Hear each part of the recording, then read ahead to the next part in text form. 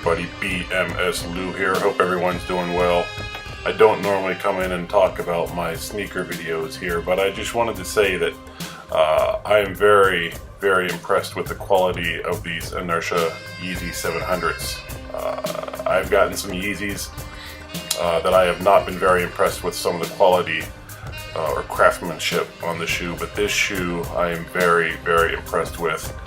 This is my first pair of 700s. I have a pair of black 500 utilities, and I got a couple pair of 350 V2s, which I love. The utilities are my winter beaters, and the 350s I wear all the time.